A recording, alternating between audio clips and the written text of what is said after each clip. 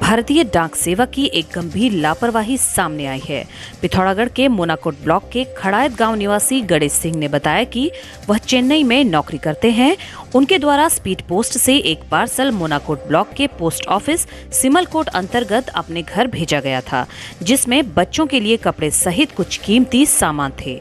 उन्होंने बताया कि जब घर वालों को पार्सल मिला तो उसमें सिर्फ एक फटी चादर थी और उनके द्वारा भेजा गया सारा सामान गायब था।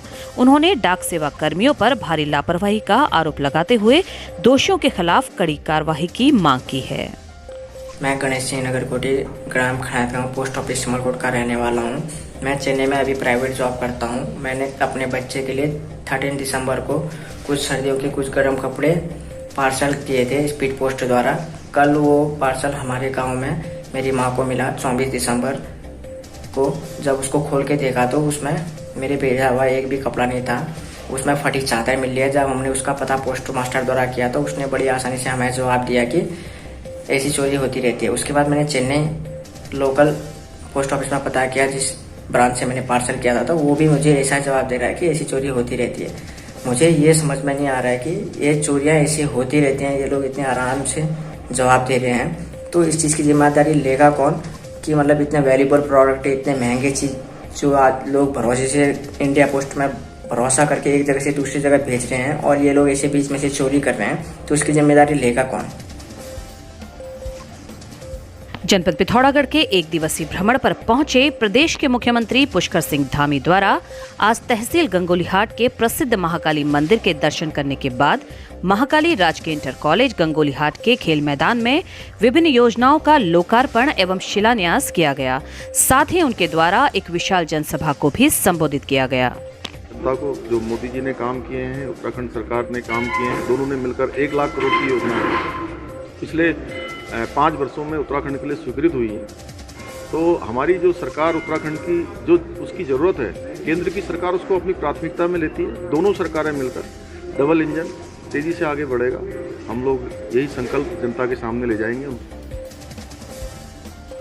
कोरोना संक्रमण के पुनः बढ़ते मामलों के दृष्टिगत जिला प्रशासन व पुलिस प्रशासन द्वारा संयुक्त रूप से कार्रवाई करते हुए पूर्व की भांति जनपद में बाहरी राज्यों से प्रवेश करने वाले प्रत्येक व्यक्ति की कोविड सैंपलिंग की जा रही है, जिस क्रम में पिछले 1 सप्ताह के अंदर जनपद पिथौरागढ़ के चेक पोस्ट धमौड़, पनार व सेराघाट में बाहरी राज्यों और जनपदों से प्रवेश करने वाले कुल 1817 व्यक्तियों के RT-PCR व रैपिड एंटीजन सैंपल लिए गए हैं। आज वंचित राज्य आंदोलनकारियों ने जिलाधिकारी कार्यालय के सम्मुख प्रदर्शन कर शासन प्रशासन के खिलाफ नारेबाजी की। उन्होंने कहा वे लंबे समय से राज्य आंदोलनकारी का दर्जा पाने को लड़ाई लड़ रहे हैं, लेकिन उनकी सुध कोई नहीं ले रहा है। कहा राज्य आंदोलन के दौरान सैकड़ों लोगों ने अहम भूमिका निभाई, लेकिन उनका कहीं जिक्र नहीं है।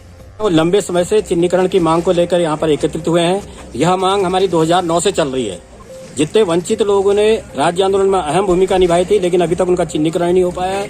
1 महीना हो गया इन लोगों को यहाँ पे क्रमिक अनशन करते हुए, धरना देते हुए, प्रदर्शन देते हुए। आज मजबूर होकर इनको कलेक्ट्रेट घेराव करना पड़ रहा है। हम इस धरने के माध्यम से सरकार को चेताना चाहते हैं कि अगर हमारी मांग 31 तारीख तक पूरी नहीं की गई और जो वंचित लोग हमारे यहाँ पे रह गए चिन्हीकरण से, उनका चिन्हीकरण नहीं किया गया, तो हमें मजबूर होकर उग्र आंदोलन करना पड़ेगा, जिसकी पूर्ण जिम्मेदारी शासन प्रशासन की होगी। उत्तराखंड में कोरोना के बढ़ते मामले और ओमिक्रॉन के खतरे को देखते हुए सरकार अलर्ट मोड में आ गई है। इसके चलते सरकार ने राज्य में नाइट कर्फ्यू लगा दिया है। यह कर्फ्यू रात 11 बजे से सुबह 5 बजे तक रहेगा। केवल आवश्यक सेवाओं को आगमन की अनुमति दी जाएगी। बेरीनाग का दूरस्थ राजकीय इंटर कॉलेज चौड़मनिया बिना प्रयोगशाला संचालित हो रहा है, जिससे यहां अध्ययनरत विज्ञान विषय के छात्र छात्राओं को परेशानियों का सामना करना पड़ रहा है। विद्यालय भवन भी जीर्ण शीर्ण हालत में है।